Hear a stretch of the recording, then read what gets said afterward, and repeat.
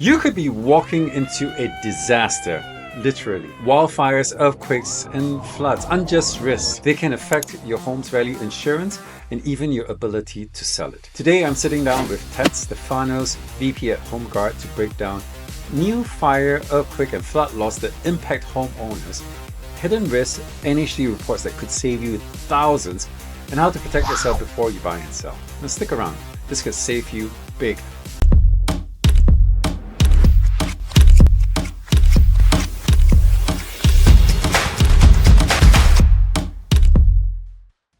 Ted, thank you so much for joining us. Thanks for having me. Ted's from HomeGuard. Can you tell us a little bit about yourself and HomeGuard? Yeah, sure. Well, HomeGuard has been in business for over 30 years. Started out providing termite inspections and property inspections. Over the years, added roof, and then I joined HomeGuard with an NHD product about 17 years ago. And right around the same time, we also launched a home warranty division as well. So we have a lot of different services that we offer the real estate community. Cool. You have some training slides you'd like to teach us more about natural hazards. And I think it's especially important right now because of all the stuff that's been going, the really unfortunate things that has been going down in Southern California. Would you say that this is especially more so right now, especially the difficulty of getting insurance as well? Yeah, thanks for having us here today to talk about natural hazard disclosure updates. And what I'd like to do is I've prepared a hot topic update. And so what this is touching on kind of the latest hot topics going on in the field of natural hazard disclosure, because being in the field for 30 years, a lot of things have changed. The report was originally a one-page report that covered fault zones and flood zones. And so now there's a lot of information that's in the NHD report. You know, it's a good 35 report, 40 pages long. And so there's a lot of things to discuss, a lot of changes going on. So these are some of the items we're going to touch on. The first one is related to fire hazards, which has been on the news quite a bit lately because of what's been happening in January in Southern California with all the wildfires. So AB 38, this was something that was chaptered back in 2019, but over the years has evolved with new CAR forms, etc. Because now anytime a property is within a high or very high fire hazard severity zone, it is required by law that the seller fills out that form. And so what that is going to address is how the property is set up to really protect themselves against the threat of a wildfire. So this home right here, this gives you an idea of what defensible space is. Okay, so you have the home and then the different zones around the home. So areas that are right up next to the home in like the zone 1 there, those would be like anytime you have any combustible brush or foliage up against the home, that would have to be removed. Okay, so also if you have any propane tanks, if it's a more rural property, those would have to be set back a certain distance from the home. In the different zones, you're looking at if you have trees, it's not that you have to remove the trees, but you do have to trim any branches that are within 8 feet of the ground. Also, if you have any limbs that are overhanging on the roof, those would have to be trimmed back. Any tall grasses would have to be trimmed back as well. And also, it would have to be disclosed whether or not the home has eaves and soffits, or if those are closed off so embers can't get into the attic space. So this is an idea behind what defensible space is. Now, hey, Ted, can you yeah. give us an example of a property like this in which particular area in Silicon Valley? Los Altos like Hills? where those would be? Well, mainly like Saratoga Hills. Saratoga Hills would be a good example. Also, Los Gatos Hills as well. Those are areas that are mapped in very high fire hazard severity zones. There are also some areas in Morgan Hill, above Morgan Hill, Jackson Oaks area. That's really about it. Now, I say that, but the state is now releasing new maps. They're just in the first rollout of a new map release. So things are going to be changing because previously the state only mapped very high fire zones in local responsibility areas. Those are cities and urban areas. They are going to start mapping moderate and high zones in those areas as well. Actually, they already started. So the first rollout came in Northern California just this week, but they're not adopted yet. So I was just emailing back and forth with CAL FIRE to find out more information about that. But that's an ongoing immediate change going on with the map. So things are changing as far as that goes. So we will see areas that were previously unmapped being in a high zone that previously weren't before. I haven't seen the maps yet, but I've only seen them in Northern California, like in north of Sacramento. So Cool. there's a really good website that the state has put together, readyforwildfire.org, because homeowners and sellers need to get an inspection done by CAL FIRE that looks at the, clearance. Are you up to speed, up to code on that brush clearance, tree trimming, grass trimming, things like that? And so the seller has to get that inspection done prior to close of escrow. In some circumstances, the buyer you can defer that to the buyer, and then they have up to 1 year of close of escrow to get that done. So, that could be part of the negotiating as well if the seller refuses to do it. But some jurisdictions do require that the seller has that done before close of escrow. So it really depends on where you live. See, the whole idea behind defensible space is really trying to improve the ability of the home to survive a wildfire. So a lot of times fire crew may approach a home that does not have adequate defensible space clearance. They might not even try and save that home and choose a home that does have that clearance, because they have a much better chance of being able to save that home in the event of a wildfire.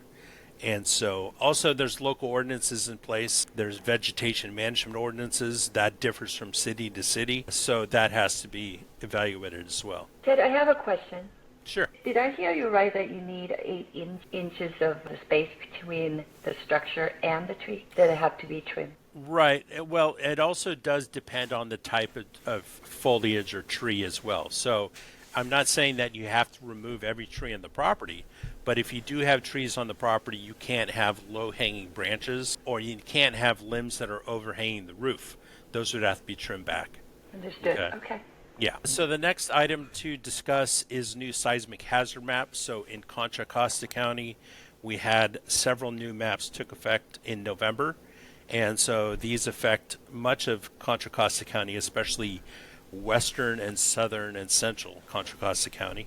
And so these are landslide and liquefaction hazard zone maps. Now, Santa Clara County, those maps have been released many years ago, and so there aren't any changes there, although we may expect one more map coming out in the Gilroy area that has not been mapped yet. So that should be happening sometime in the next few years. Let's see, we had some new fault zone maps released as well. This affects like the Woodside Portola Valley area. They actually narrowed the size of the San Andreas Fault as it runs through Woodside. And then we also had some maps recently up in Sonoma County, like Santa Rosa, the Rogers Creek Fault, and that was actually widened a bit. And then we also had some new maps come out back in November that affects the Lancaster Palmdale area and then the Ridgecrest area as well. If you remember that July 4th earthquake several years ago, there was some maps that came out. There was a major earthquake that occurred down in Ridgecrest. Combined hazard booklets. Ted, question for you. Oh, yeah, sure. How often do those maps get released? Is it like quarterly, or is there like a system to it, or is it just... Yeah, there's no system to it. It's really... like, for example, those maps that came out in Ridgecrest were as a direct result of the earthquake that occurred. And then there's maps that were released several years ago in Napa area from the Napa earthquake that occurred in West Napa. So it's all depends on where they're doing studies and so forth. As far as the seismic hazard maps go, they're basically doing areas that they haven't finished or they haven't even completed yet. And that's quite a bit of California, because those are the landslide and liquefaction zone maps. Areas from San Francisco to San Jose are covered, and most of Alameda County, now much of Contra Costa County, but still like Marin, Sonoma, Napa, Solano, none of those counties have yet been mapped. Gotcha. Southern California, LA is mostly done. Orange, Ventura is mostly done, but just a few little pockets of Riverside, San Bernardino, and none of San Diego has been done yet. So there's still a lot of mapping left to do. Do you cover the whole California? The seismic hazard. Why hasn't this been done before? Well, a lot of it has to do with budget. They're pulling, the seismic hazard project that was down to like one person a couple years ago. So it's kind of the state budget, whether or not there's money to fund this. I mean, this law passed after the 1989 Loma Prieta earthquake, right? Called the Seismic Hazard Mapping Act to map out the whole state. And it's been a very slow and cumbersome process to get those maps released. But it's kind of a staffing issue. And, as far as the combined hazard booklets, there was a first update in 9 years, a couple years ago. So this is the booklet that needs to be provided to the buyer. Okay, it's the Homeowner's Guide to Earthquake Safety, the lead booklet, the HERS booklet, which is the Home Energy Rating System, and the Homeowner's Guide to Earthquake Safety, and the Residential Environmental Hazards. There's going to be some changes when they make the next update. So we know that changes are going to be related to climate change, sea level rise, and probably wildfires, but we don't know when it's going to be updated. So we know that there's going to be a change. It just says the next time the booklet gets updated, there's going to be these changes. So we are keeping our eye on that. Dam failure inundation maps. So back in 2017, Senate Bill 92 was passed that required dam owners to update their dam failure inundation zone maps.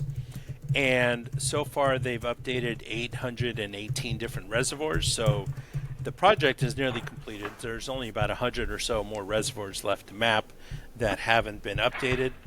But these are much more detailed dam failure inundation zone maps. And they've also added quite a few maps, reservoirs that were not part of the mapping in the past. So we're keeping an eye on that. Every year there's usually about 2 updates. There was just one in January that updated only about 5 or 6 reservoirs.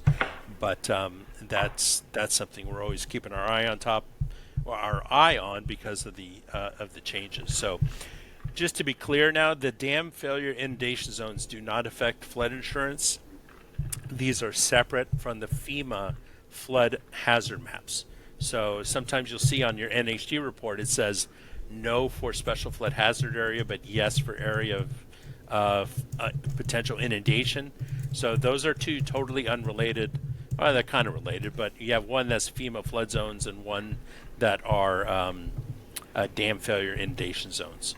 And so the FEMA zones obviously do require flood insurance if you're in most cases, but the dam inundation maps currently do not require flood insurance. A couple other newer items that we're coming across is Senate Bill 99 from 2019. We're seeing that pop up quite a bit now as cities and counties update their general plan. And so what this is related to is constrained access roadways. So if you have like these subdivisions here, you'll see that some of them only have one exit point. You might have a subdivision with like 30 parcels, but there's only one route for evacuation. So that is something that cities and counties are now required to address when they update their general plan. So we're seeing it quite often now. Every time a city is updating their general plan, and more specifically the safety element, then we'll see these maps included. So that being said, this is that gray area of disclosure, because there's no state law saying that this information has to be disclosed. But in the disclosure world, there's that term called material fact, and anything that could affect the buyer's decision to purchase the property is considered a material fact, or can be considered a material fact. So therefore, since this information is public, even though there's no state law saying it needs to be disclosed, it can be considered a material fact, so therefore it should be disclosed. So at HomeGuard, we always go the extra effort to review every city and every county general plan, more specifically the safety element portion, and disclose that information. Okay, so you might have a city that doesn't have any hazards in it. I'm trying to think of one. I think like Turlock is like a city that has no flood zones, and there's like no fire zones. There is a dam inundation zone. Like Roseville is another city, very few hazards. Oh wow. So there's a couple cities that doing NHD reports for so long that I know really don't have any hazard zones, or very few. Ted, would you say moving to Turlock is the safest place in California then? I think there is a dam failure inundation zone, so you do have that risk. But there's, I think Roseville, my in-laws moved to Roseville, and it's pretty safe in Roseville because you're far enough away from major earthquakes.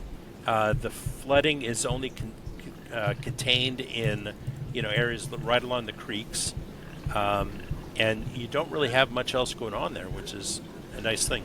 All right. Well, I'm looking for property in Roseville then. Thank you. It's growing. The SGMA, Sustainable Groundwater Management Act, this deals with, if you have clients as a real estate agent, if you have clients that are buying ranch land or farmland, this is a very hot topic for them because the amount of groundwater is limited, how much groundwater they have access to. So California has kind of developed a metering system to prevent, this is trying to prevent subsidence. And what subsidence is if too much groundwater is pulled out of the ground, you can have land actually subside and cause, obviously, problems. It can cause foundation problems and just sinking of the land.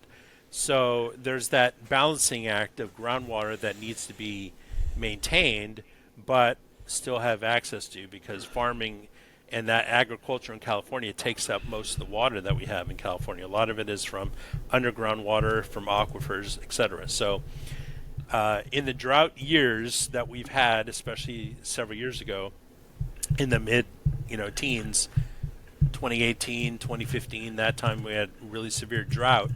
A lot of subsidence occurred, but the last few years we've been getting some pretty steady rainfall, so it hasn't been on the news as much. But subsidence, especially in the Central Valley, is a real big issue. Let's see, and then also we have changes to the NHD statement. So, as a real estate agent, you may have noticed a change last year in how the signature page looks. That's the Natural Hazard Disclosure Statement where you sign the report. Now it has the high and very high disclosure, where in the past it just said very high. That is something that changed for the first time since 1998, really was the first significant change since on that page.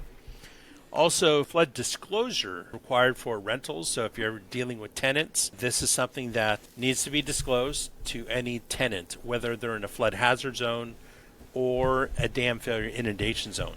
So that's, like I said, though, only for tenants. I mean, it's already required for sales, but it is now required for tenants. So that is the hot topic update. So, quick question. If I have a client that wants to buy in San Mateo house in Shawview area, I don't know if you know where that is. It's in a bit of a flood zone. They're a little concerned about the flooding in that particular area. How would they go about looking at your NHD report and decide whether they should buy that home or not? Right. Well, all the information that we use is public information, so they can access flood hazard information on the FEMA website. So if they're very concerned about flooding, they can look up. You can do a search like on FEMA Flood Maps, and it'll put you to a public map viewer where you can view the maps. So if they're mainly concerned about flooding, that can be checked, or they can also give me a call and I can look it up for them as well. Other hazards that you have so you're saying, is this like on the east side of 101? Yeah, it's like on the east side of 101. City, kind of. Okay. Yeah, there are some flood zones there, definitely in the Sunny Brae, I think. Is that the area? Sunny Brae? Right. Sunny Oaks? Sunny something. In San Mateo. Sunnyside. Right. Shoreview. Okay. Short, yeah. Parkside. And near there. You also have other hazards. So sea level rise is the thing that we're seeing on a lot of maps now, that there's anticipated sea level rise over the next decade, 20, 40 years, 60 years, 100 years. There's a lot of different maps that are being implemented by cities and counties. Like I said, as far as their general plan, the city, when they're developing their general plan and safety element, these individual cities and counties are deciding which maps to use. So they might look at a sea level rise in the year 2100 and say this is the area, so that whole area of eastern San Mateo might be inundated if there's sea level rise of a certain amount, 9 feet or something like that. Also, liquefaction is something to address as well, because liquefaction is essentially the easiest way to define liquefaction is a quicksand-like that can take place in the soil. Now, you have to have an earthquake for liquefaction to occur. You have to have water, And when I say water, I mean like groundwater. So groundwater, like within a few feet of the surface usually. And you have to have soil that's conducive towards liquefaction. So clay soils typically don't liquefy, but if you have a sandier soil, siltier soil, bay mud soil, those are types of soils that can liquefy. So that is a prime area, Foster City and eastern San Mateo, that have a potential to have liquefaction occur. And really that depends on how well the home is built, how old it is, if they're adequate anchor bolting, making sure that the home is bolted down to the foundation, and also the material it's made out of. That's why most every home in California is wood frame construction, because brick doesn't do well in earthquake. So that's why you don't see any brick homes in California like you might in the Midwest or East Coast. Right. So those are the main hazards to be aware of as well. Then you also have things like airport noise, because you're in the path of SFO right there too. So airport noise might be an issue. That's a lot to consider. If the flood doesn't get you, the fire would get you. If the fire doesn't get you, an earthquake would get you. And if that I doesn't think get you're you, pretty safe. Fire hazards, you're pretty safe in that area. Ted, could you quickly go over a certificate of LOMA? Oh, Lomas Yep. and Lomers? Oh, yeah, sure. Exciting. So I mentioned earlier that anytime a property is in a FEMA flood zone, I didn't say it would require flood insurance. I said it may require flood insurance, because there are loopholes with this. So if you can prove to your lender that the structure is not in the flood hazard zone, then you can get a waiver. It's called a letter of map amendment, LOMA or LOMA. And what that is going to do is shoot a precise. You'd have to hire a surveyor, a licensed surveyor, to come out to the property to do what's called an elevation certificate. And an elevation certificate will give you this precise elevation down to 1/10 of a foot of what's called the lowest adjacent grade. That's like the lowest point where the foundation touches the ground as it relates to the base flood elevation. So if the lowest adjacent grade is 10.1 feet above sea level, and the FEMA flood zone is 9.8 feet above sea level, yet it's mapped in a flood zone, you can get a waiver. It's called a LOMA, a LOMA, and that would remove your flood insurance costs. Or you can keep buying flood insurance, but you get a reduced rate in most cases. So, and I thought I remember seeing some changes going on where they are removing some of the flood zones in the San Mateo area. Let me look really quick. Is there any other questions? But that's a LOMA, but it has to be done by a licensed surveyor as well. Your report only costs $79, and I love it. It's sad if they were to order the inspection through your company, and then they'll get discount. Right. Yeah. So actually, the base price is $99 for a complete report. When you get inspections, so if you're getting inspections, you're already getting that $20 discount. Now, if you're also using us for home warranty, then there's an additional $20 discount. So you can get what's called our complete report. That's NHD with the Melrose tax and environmental for $59. So termite, property inspection, and home warranty get a $40 discount. So. Okay. Yeah, with Got HomeGuard, it. we always say the more you order, the more you save. So. Got it. And of Yeah. course, we love Anton. any other questions? Do you cover all of California? Yeah, our home okay. warranty and NHD covers all of California. The inspections are really, more like from Sacramento and the Gold Country to Sonoma down to Hollister to Merced in general terms. And then also in Southern California, we're also doing inspections. So most of Los Angeles, Orange, San Diego County, Riverside, and San Bernardino, we So cover. just call you first, huh? Yep. Yeah. Well, if you're in the Bay Area, yes, we do it all. Ted, any advice you can give buyers and home sellers when it comes to NHD, what to look out for, why they should order it, just your parting words. Sure. Well, it is required to do the disclosures throughout California. Anytime you're selling a property, whether it's a mobile home, vacant land, single-family home, townhome, it is required to do the disclosures. And so, the reason why, back in the old days, like I said, when the report was a one-page report, a lot of agents would do it themselves. And they would know it's not in a flood zone, they would know it's not in a fault zone, and do the disclosures themselves and have the seller and buyer sign everything. But now there's so much in the NHD report. Almost every time you're having an NHD company do the report, and more importantly, take that liability off the shoulders of the seller and the real estate agent. And one thing too is like from a buyer standpoint, make sure you're reading the entire report, and don't just look at the signature page, which is the statutory disclosure page that has the signatures, and everything might be checked no, but when you go to local area disclosures, you might be in a secondary fault zone or in a liquefaction zone that wasn't mapped on the state maps or something like that. So read the full report, and also things, like for example, we have flooding going on right now, fires going on right now, like Altadena wasn't mapped in a high fire zone. It might be soon because of the map changes coming up. Don't assume that anytime there's a hazard that occurs, especially like a landslide that we have every spring and winter, don't assume that's going to be reflected in the NHD report, because we only use maps that are adopted by a city or county or federal or state. We don't just pick up any old map that somebody puts together or a landslide occurs and we look for that information and put it in the report. No NHD companies do that. So it's not, like for example, Long Beach, city of Long Beach, when we do a report in Long Beach, they have not updated their general plan since 1977. So Wow. that's old information that we use. That's still current for the city. The county has updated their information, so just this past year. But Long Beach, for some reason, it's been forever. So And that's also, that's why yeah. we need an NHD report, so we can Right. get And current don't assume information. that we go out to the property too, because no NHD companies are going out to the property to do a physical inspection, okay, or a geotechnical analysis of a hillside or retaining walls and things like that. So that's not part of the NHD report.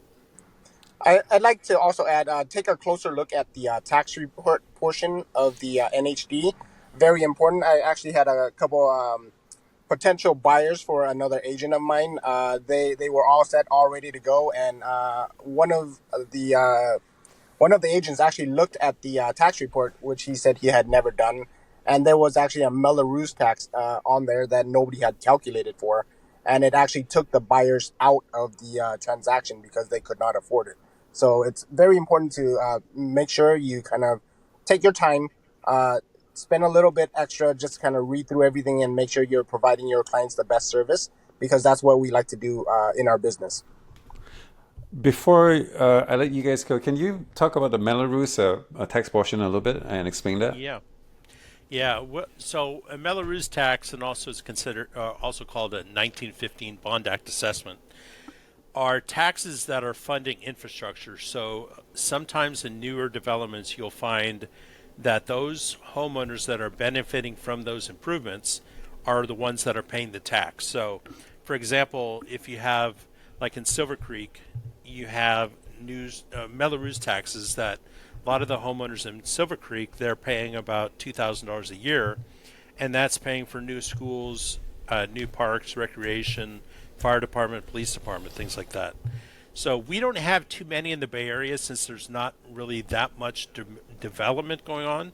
There might be redevelopment, and but you'll see them a lot in communities, especially in the Central Valley, Sacramento, Elk Grove, where you have that sprawl of a lot of brand new homes. So Windermere in Santa Cruz and San Ramon is a great example of that. So 20 years ago, Windermere was just open grassland.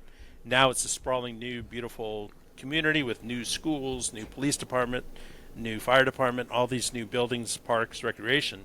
Some of those homeowners are paying upwards of $8,000 a year in Melrose tax to fund that. So that's a huge number, almost doubling their property taxes. So that's an example of what a Melrose tax is. Now, also, key thing is too, there's accelerated foreclosure clauses that are tagged to these taxes. So if the homeowner decides not to pay their Melrose tax, they can be foreclosed on in 90 to 180 days. So that's another issue as well. Okay, good. Thank you so much. Thanks, guys. Thank you so much for joining us. If you want to reach out to Ted or Antone, their information details will be in the description below. So if you have any questions you want to ask about national hazards disclosures, just ping them or please reach out to me. Thank you so much for joining.